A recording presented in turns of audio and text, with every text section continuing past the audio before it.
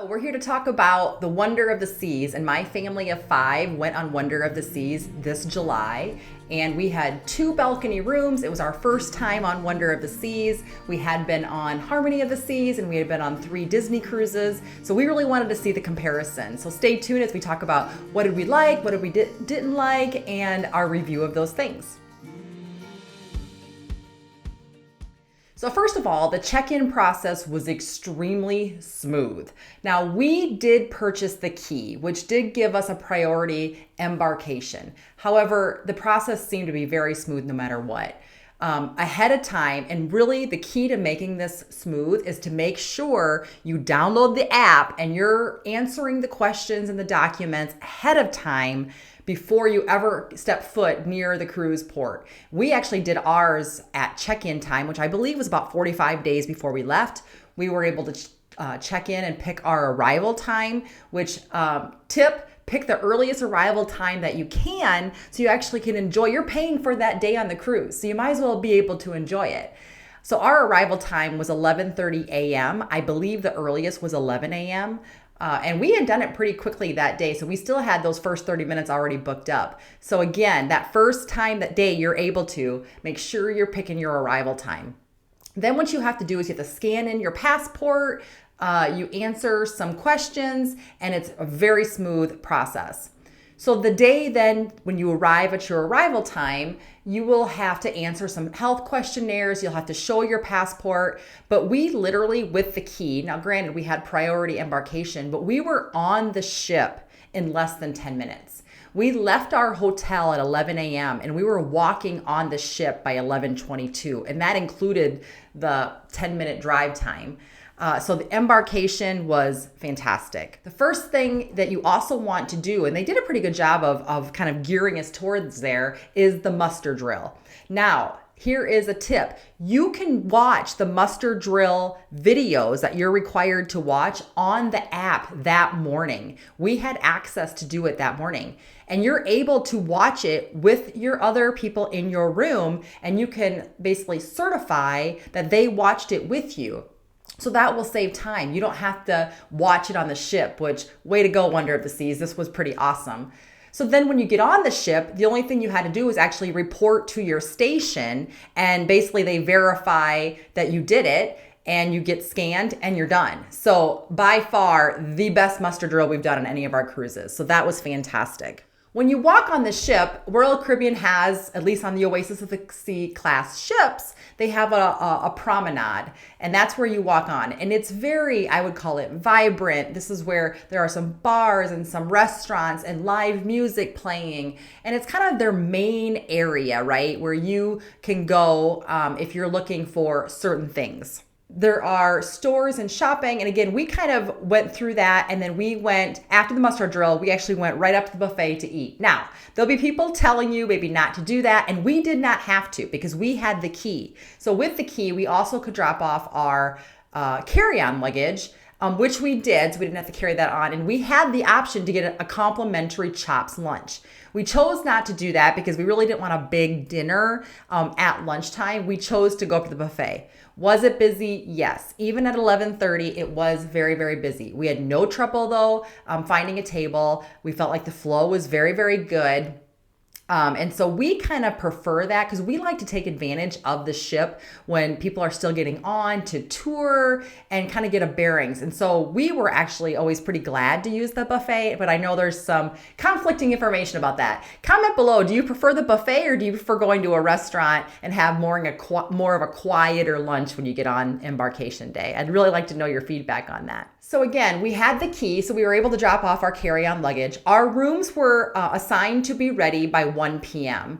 And so we could have had our room ready by 1. We chose to walk around the ship, so we probably got to our room about 1:30 or so, and our carry-on luggage and actually our luggage was already at our room, or at least one of the pieces of luggage. So you do drop your main, if you check bags, in by the porters, and then they have, I think, until 4 p.m., or maybe it's 6 p.m. to drop it off. But like I said, our luggage was there. Now, I will say, they kind of lined the luggage up along the highway, They lined the luggage up along the hallway, so it may not be right in front of your door.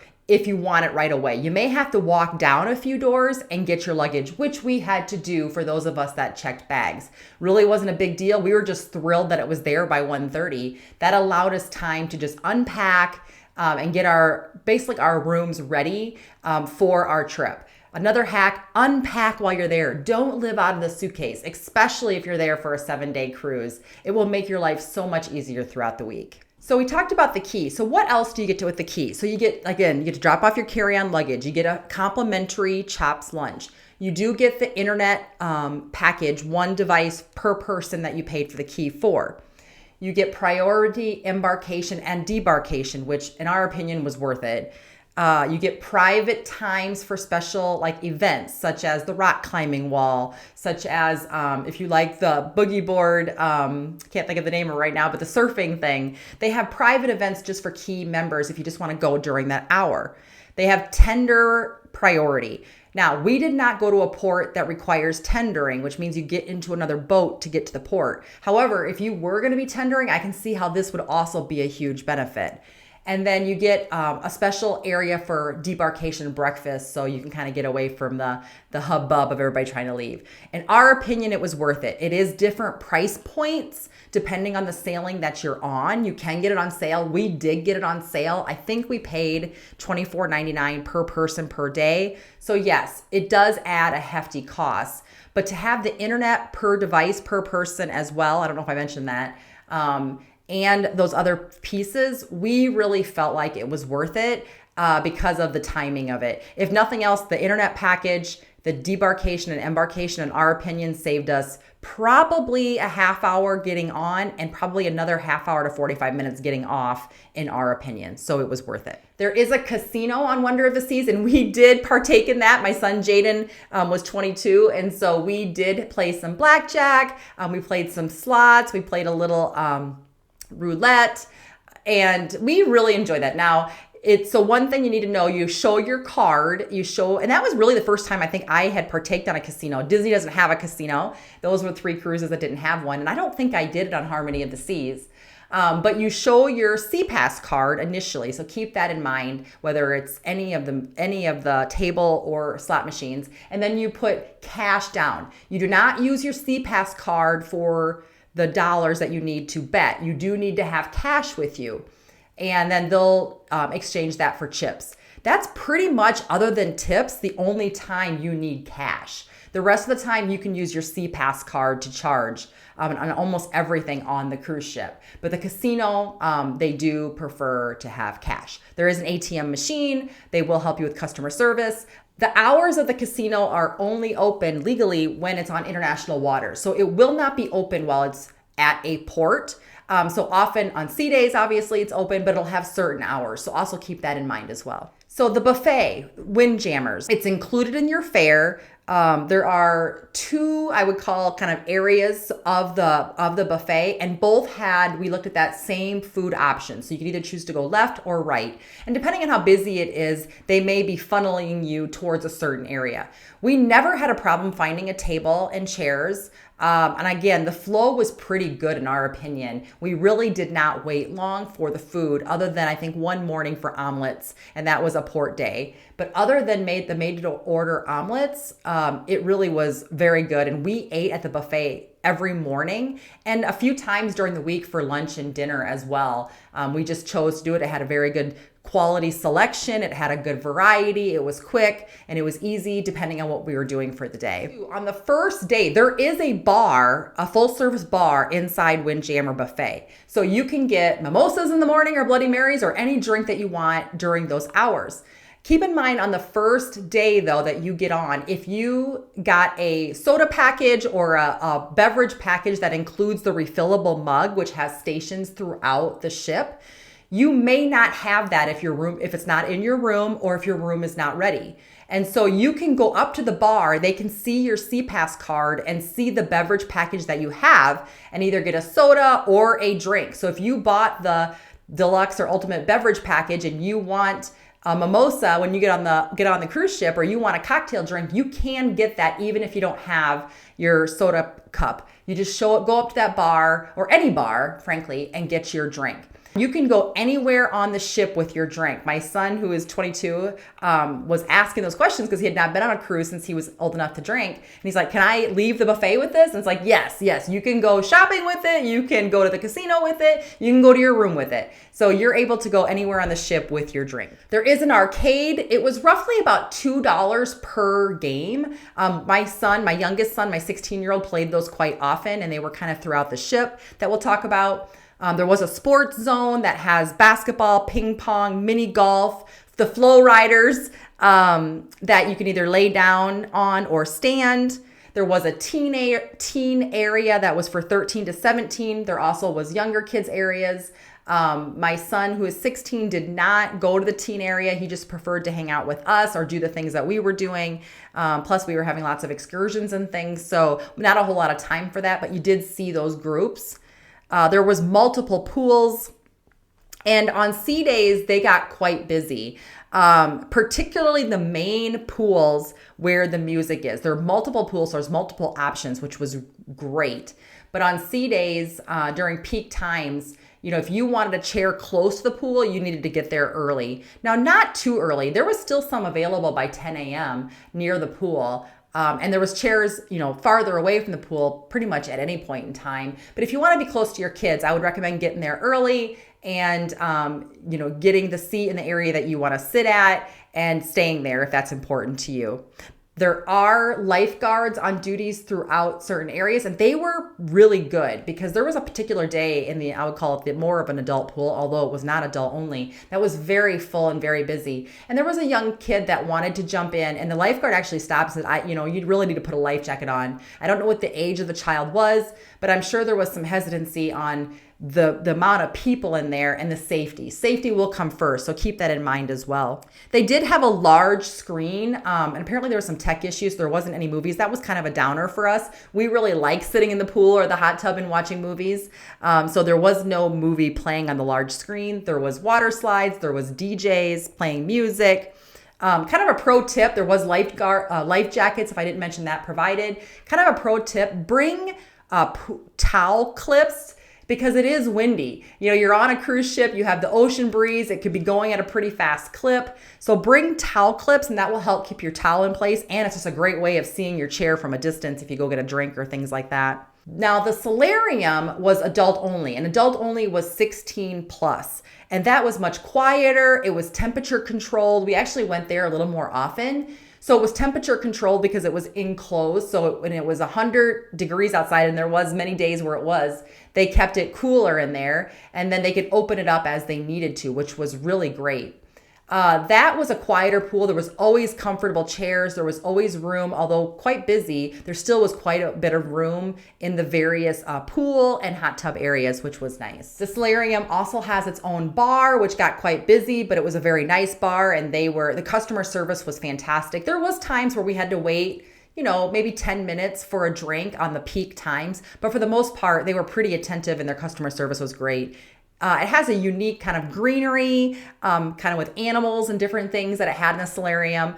It also had a restaurant called the Solarium Bistro that was included in the fare, and it had its own separate menu. We did not eat there, but I know many people did, and it had nice meaning outside in the solarium pool area, and an indoor restaurant as well. If you're finding this helpful, please give me a like and subscribe. It really helps move my channel forward. So the fitness and gym area, we did go to the fitness and gym area a couple times, and the spa. So where the spa is where the gym is.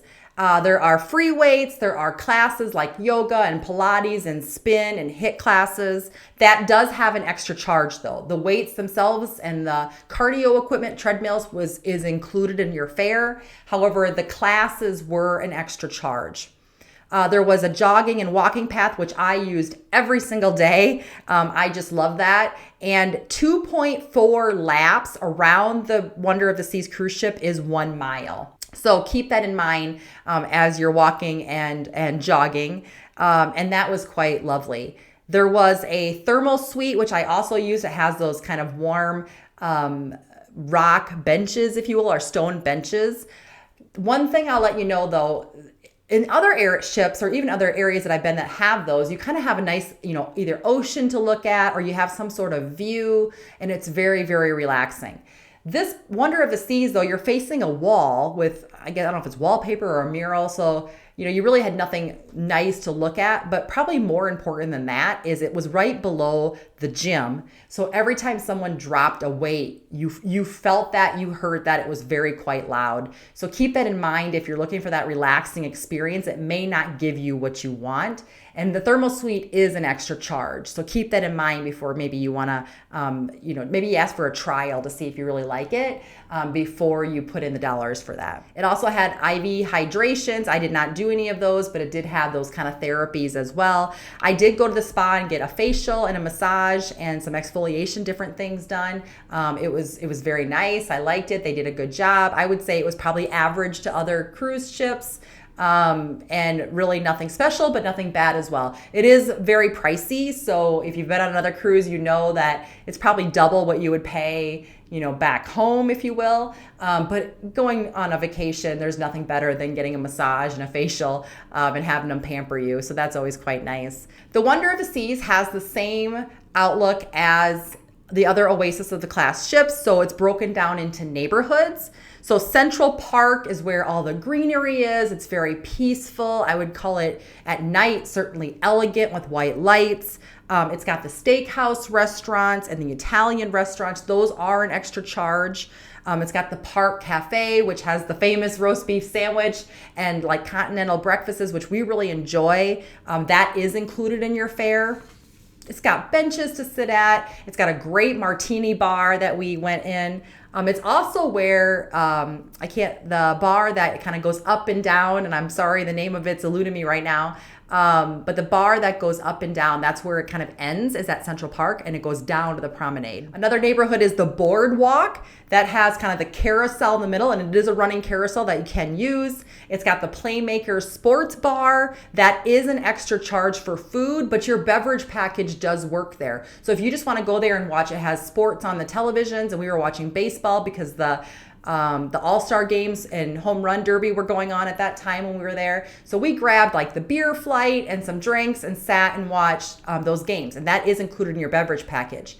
But they have bar foods like wings and burgers, nachos, and different things like that you can order for an a la carte fee. Also at the Boardwalk is Johnny Rockets. That's my youngest son's almost favorite restaurant. It's a 50s and 60s themed. They wear the caps. It's got the old-fashioned milkshakes, hamburgers, fries, onion rings. And we did go there too. It is an extra charge for that food, but it is pretty fun to go there. And when you're a long day of excursions and you really don't want to get dressed up for the dining room, you can go to Johnny Rockets and have a nice time there. Pro tip, you can use your beverage package to get a milkshake there at any point in time. And we did that a couple times when we went to watch a show. You go in there, you show them your C-Pass card, and you can get included with your fare or included with your beverage package, a milkshake. So pro tip on that as well. The end of the Ultimate Abyss, which is the dry slide, ends at the Boardwalk. There is a candy and ice cream shop that is an extra charge. And we did get a cup of ice cream there one day. There is the Dog House, which has brats and hot dogs. One thing about the Dog House, and my husband and son were pretty disappointed, it has, I'll call it weird hours. There was hours on sea days where it wasn't open during, I guess I would call lunchtime periods. So they were pretty disappointed that the few times they wanted to eat there, it was closed. And there was even a time where it showed it on the app as open and it still was closed. So I'm not sure what that was about. On Harmony of the Seas, it was just open more frequently. So I don't know if it was a staffing thing or what it was, but it did have some weird hours at the Dog House hot dog place. Also, they had some face painting. It has football and basketball games, and my son and I, and my two sons actually, we would kind of compete on those pretty often. They were $2 per game, keep that in mind. But that has some fun areas as well. Okay, so that concludes kind of the what is going on with Wonder of the Seas. On the next series, we're gonna talk about, we got 2 balcony rooms, and so we'll talk about what did we like and not like about that. We'll talk about some of the restaurants where we ate, what we did, more to come.